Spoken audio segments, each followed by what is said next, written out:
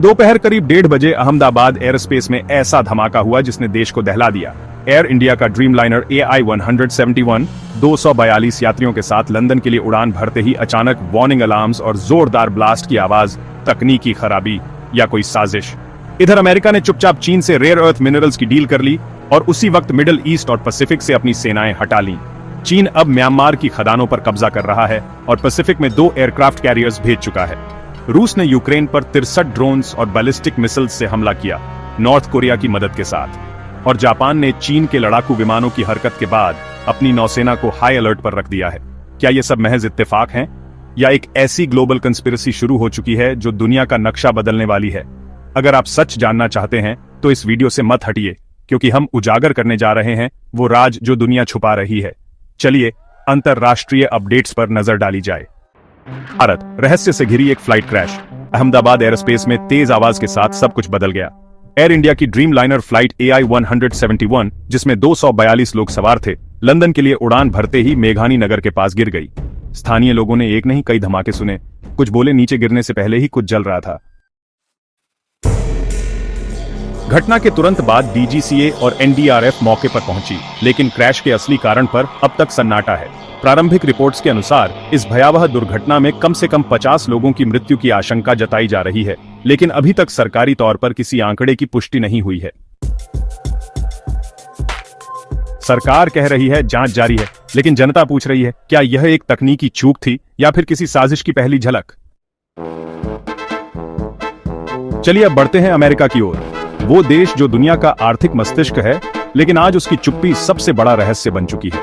बीते 24 घंटों में अमेरिका और चीन के बीच रेयर अर्थ मिनरल्स पर एक फाइनल ट्रेड डील का ऐलान हुआ है, लेकिन इस डील की शर्तें पब्लिक नहीं की गईं। सिर्फ इतना सामने आया है कि अमेरिका अब चीन से 70% रेयर अर्थ इंपोर्ट्स जारी रखेगा, लेकिन इसकी एवज में दक्षिण प्रशांत और मिडिल ईस्ट से अचानक अमेरिकी रक्षा बलों की वापसी शुरू हो गई है। यह क्या सिर्फ संयोग है या फिर अमेरिका किसी गहरे दबाव में चीन के आगे झुक गया है? अब चलिए उस देश की ओर जो चुपचाप लेकिन घातक चालें चलता है, चीन। चीन समर्थित मिलिशिया ने म्यांमार में रेयर अर्थ खदानों पर कब्जा कर लिया है।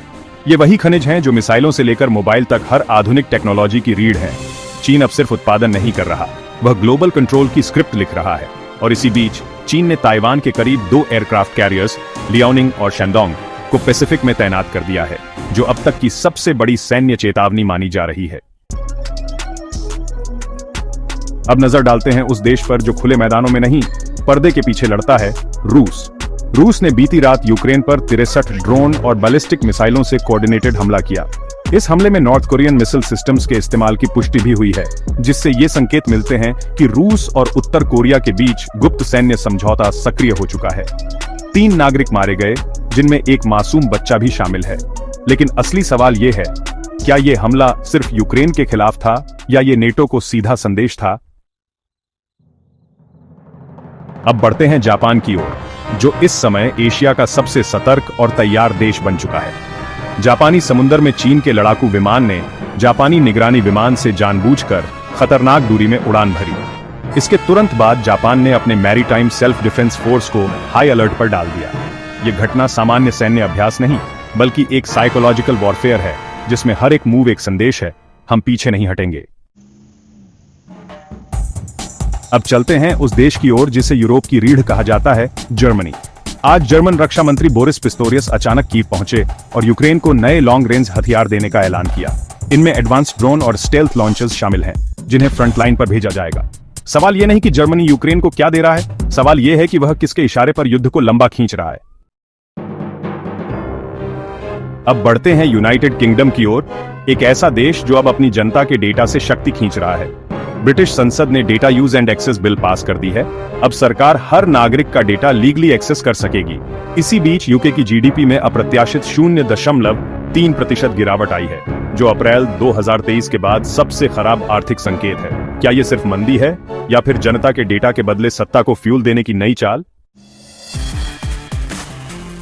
अब नजर डालते हैं फ्रांस पर, वो देश जहां ऊर्जा का भविष्य अचानक अनिश्चित हो गया है। सिवो 2 न्यूक्लियर प्लांट में स्ट्रेस कोरोजन की पुष्टि हुई है, जिससे यूरोप भर में बिजली की कीमतें आसमान छूने लगी हैं। रिएक्टर फिलहाल बंद है, लेकिन EDF यानी इलेक्ट्रिसिटी डे फ्रांस ने चेतावनी दी है कि हालात और बिगड़ सकते हैं। क्या यह सिर्फ एक तकनीकी फेलियर है या कोई स्ट्रेटेजिक सैबोटाज? अब चलते हैं साउथ अमेरिका के दिल ब्राजील की ओर, जहां जंगलों की चुप्पी में कुछ बड़ा उग रहा है। ब्राजील की कांग्रेस ने एनवायरमेंटल कानूनों को ढीला करते हुए अमेज़न के अंदर हाईवे और ऑफशोर ऑयल ड्रिलिंग को मंजूरी दे दी है। इंडिजिनस कम्युनिटीज के लैंड राइट्स कमजोर कर दिए गए हैं और लूला सरकार इसे विकास बता रही है। पर असली सवाल ये है, ये विकास किसका है और तबाही किसकी? अब बढ़ते हैं उस देश की ओर जो G7 जैसे शक्तिशाली मंचों का चेहरा है, कनाडा। G7 समिट से ठीक पहले सऊदी क्राउन प्रिंस मोहम्मद बिन सलमान ने अचानक भाग लेने से इनकार कर दिया। बिना कोई आधिकारिक कारण बताए उनकी अनुपस्थिति ने कनाडा की विदेश नीति पर सवाल खड़े कर दिए हैं। यह सिर्फ एक राजनयिक असहमति नहीं, बल्कि इस बात का संकेत है कि कनाडा अब उस वैश्विक शक्ति की लाइन से बाहर हो सकता है जिसे पश्चिमी जगत नियंत्रित करता है। इसी बीच कनाडा के जंगल धधक रहे हैं। 1900 से अधिक वाइल्ड फायर सक्रिय हैं, लाखों हेक्टेयर जल चुके हैं और हवा में धुआं इतना घना हो चुका है कि राजधानी ओटावा तक का दृश्य धुंधला हो गया है। क्या यह प्राकृतिक तबाही है या जलते जंगलों की आड़ में कोई गहरा एजेंडा? अब नजर डालते हैं इटली पर, वो देश जिसकी राजनीति जितनी शांत दिखती है उतनी ही भीतर से उबल रही है। हालांकि बीते 24 घंटों में कोई बड़ी घोषणा सामने नहीं आई, लेकिन रोम में बंद दरवाजों के पीछे चल रही राजनयिक बैठकों की हलचल तेज हो चुकी है। यूरोपीय संघ के बजट और आप्रवासन नीतियों पर इटली की जिद्दी स्थिति इस बात की ओर इशारा करती है कि वो धीरे धीरे ब्रसेल्स से दूरी बना रहा है। क्या इटली एक नई अंतर यूरोपीय धुरी बना रहा है या फिर ये शांति से पहले का राजनीतिक तूफान है? अब चलते हैं ऑस्ट्रेलिया की ओर, वो देश जो अक्सर चुपचाप चलता है, लेकिन जब चलता है तो असर पूरी इंडो पैसिफिक पर पड़ता है। हालांकि आज कोई बड़ी खबर या हेडलाइन ब्रेकिंग डेवलपमेंट नहीं है, लेकिन सिडनी स्टॉक एक्सचेंज में निवेशकों की बेचैनी साफ देखी जा रही है। रक्षा बजट को लेकर संसद में तनातनी चल रही है और पैसिफिक आइलैंड नेशंस के साथ नए समझौते की बातचीत शुरू हो चुकी है। ऑस्ट्रेलिया की यही चुप्पी सबसे खतरनाक हो सकती है, क्योंकि जब ये बोलता है तो इंडो पैसिफिक बदल जाता है। अब रुक करते हैं दक्षिण कोरिया की ओर, वो देश जो शांति और युद्ध की सीमा पर तना खड़ा है। ली जे-म्योंग ने कुछ दिन पहले ही राष्ट्रपति पद की शपथ ली थी और अब उनकी पहली चालें सबका ध्यान खींच रही हैं। उन्होंने उत्तर कोरिया सीमा पर लगे लाउडस्पीकर बंद करवा दिए हैं। दशकों पुरानी रणनीति पर विराम लग गया है। यह एक शांति की पहल हो सकती है, लेकिन सवाल यह है कि यह शांति कितनी टिकेगी और क्या इसके पीछे चीन या अमेरिका का कोई अदृश्य हाथ है? अब नजर तुर्की पर, जो भले ही सुर्खियों में कम हो, लेकिन भू राजनीति की सबसे पेचीदा चालें यहीं से निकलती हैं। हालांकि बीते 24 घंटों में कोई बड़ा अपडेट नहीं आया, लेकिन इस्तांबुल में राष्ट्रपति एर्दोआन के विरोध में कई गुप्त सभाओं की खबरें सामने आई हैं। वहीं ब्लैक सी में नए नेवल मूवमेंट की भी पुष्टि हो चुकी है। क्या तुर्की फिर से किसी बड़े सैन्य या राजनीतिक मोड़ की तरफ बढ़ रहा है? तो दोस्तों, क्या ये सब घटनाएं, कनाडा की आग, कोरिया की शांति, तुर्की की चुप्पी और इटली ऑस्ट्रेलिया की चालें मिलकर एक नया ग्लोबल ऑर्डर रच रही हैं, जहां दिखने वाला सब कुछ सिर्फ एक मुखौटा है? अब रुक करते हैं उस देश की ओर जिसे न्यूट्रलिटी की छाया में भी ग्लोबल फाइनेंस का पल्स समझा जाता है, स्विट्जरलैंड। आज ज्यूरिख की मुख्य बैंकिंग संस्थाओं में अचानक राजनीतिक निगरानी बढ़ गई है, क्योंकि ईयू ने शंकास्पद धन प्रवाह को लेकर 10 मेजर स्विस बैंकों को नोटिस भेजा है। यह सिर्फ रेगुलेटरी एक्शन नहीं, बल्कि एक संकेत है कि स्विट्जरलैंड किसी बड़े फाइनेंशियल रिसेट का मंच हो सकता है। क्या यह बैंकिंग चुप्पी ग्लोबल एलिट्स की गुप्त संधियों का सुराग है?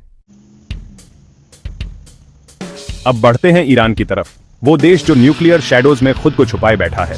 इंटरनेशनल एटॉमिक एनर्जी एजेंसी ने बुधवार को ईरान को गैर अनुपालन की पहली बार 20 साल में फटकार लगाई और उसी क्षण तेहरान ने घोषणा की कि वह एक नया यूरेनियम एनरिचमेंट फैसिलिटी बनाएगा और सेंट्रीफ्यूज को अपग्रेड करेगा। साथ ही अमेरिका और इजराइल ने एयर स्ट्राइक की धमकी दी है और मध्य पूर्व में अमेरिकी राजनयिकों का स्थानांतरण शुरू हो गया है। क्या ईरान की ये न्यूक्लियर डांस अब दुनिया को नए युद्ध की ओर खींचने वाला है? अब नजर डालते हैं दक्षिण अफ्रीका की ओर, जहां प्रकृति के दिल में कुछ इतिहास छुपा बैठा है। कई कंजर्वेशन जोन्स में रेयर राइनो पोचिंग के इंसिडेंट्स ने अथॉरिटीज को चौकन्ना कर दिया है। ये सिर्फ वन्यजीव अपराध नहीं, बल्कि राजनीतिक ताकत का एक बार्गेनिंग चिप बनते जा रहे हैं। क्या दक्षिण अफ्रीका का वाइल्ड लाइफ संकट ग्लोबल एनवायरमेंटल अपराधी नेटवर्क का ही हिस्सा है? अब बांग्लादेश की ओर, वह देश जिसकी संस्कृति खुद लड़खड़ा रही है। आज सिराजगंज में रविंद्रनाथ टैगोर के पुश्तैनी घर कचहरी बाड़ी पर एक भीड़ ने हमला किया, नारेबाजी की और ऐतिहासिक ऑडिटोरियम को तोड़ मरोड़ कर वैंडलाइज किया। यह सिर्फ हिंसा नहीं, यह एक संदेश है कि सांस्कृतिक विरासत को अब राजनीतिक हथियार बनाया जा रहा है। क्या बांग्लादेश के भीतर फैली अस्थिरता एक बड़े सांस्कृतिक रिसेट की शुरुआत है? अब रुख करते हैं पाकिस्तान की ओर, जहां कानून और अराजकता की रेखा धुंधली हो रही है। कराची की जेल में भूकंपीय सतर्कता के बीच 216 कैदी भाग निकलते हैं, जिनमें से सिर्फ 78 को ही पकड़ा जा सका। यह घटना सिर्फ जेल ब्रेक नहीं, यह राज्य की सुरक्षा को चुनौती है जो कहीं से रची गई प्रतीत होती है। क्या पाकिस्तान एक गहरे रणनीतिक बदलाव के लिए तैयार है और इस जेल ब्रेक ने उसके भीतर की दरारों को उजागर कर दिया है?